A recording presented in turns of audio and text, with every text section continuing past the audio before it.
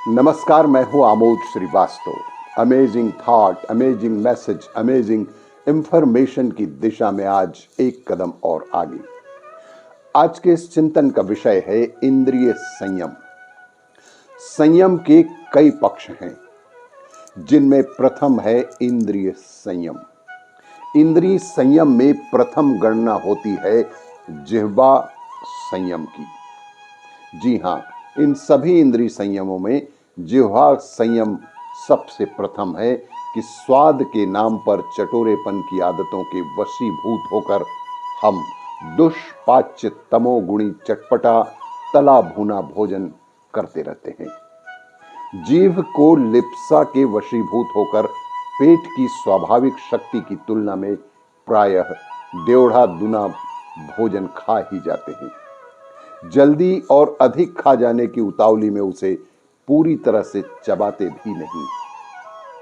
फलतः पेट को अपनी सामर्थ्य से अधिक काम करना पड़ता है।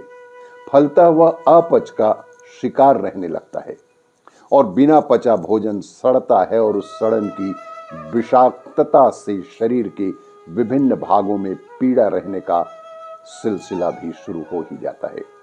और इस विपत्ति से बचना अपने हाथ की बात है। भोजन की सात्विकता नष्ट न होने दी जाए, चटोरेपन को बढ़ाने वाली स्वादिष्टता को प्रश्रय कभी भी न दिया जाए। आधा पेट भोजन किया जाए, इसके लिए 2 बार का समय नियत रखा जाए। भोजन के 1 घंटा उपरांत पानी भी धीरे धीरे कई गिलास पेट में पहुंचाया जाए।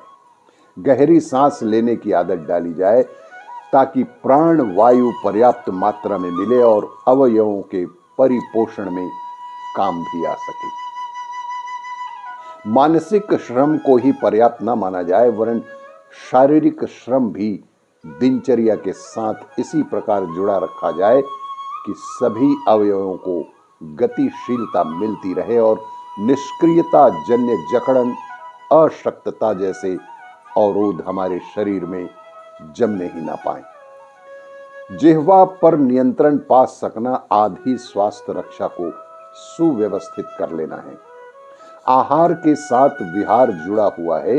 विहार का तात्पर्य है दिनचर्या का सुनियोजन, उसमें व्यस्तता का समावेश, श्रम को आवश्यक समझकर उसमें उत्साह भी बनाए रखना बेहद आवश्यक है।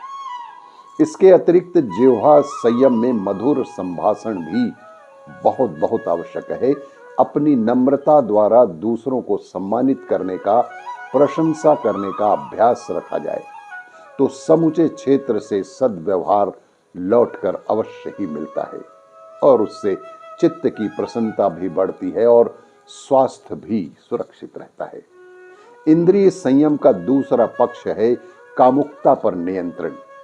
शरीरगत यौनाचार में अति बरतने की तरह ही मानसिक अश्लील चिंतन भी स्नायु संस्थान में ऐसी उत्तेजना भरे रहता है जो दबाव डालने वाले अन्य वजनदार कामों को ढोने से कम सामर्थ्य को क्षीण नहीं करता।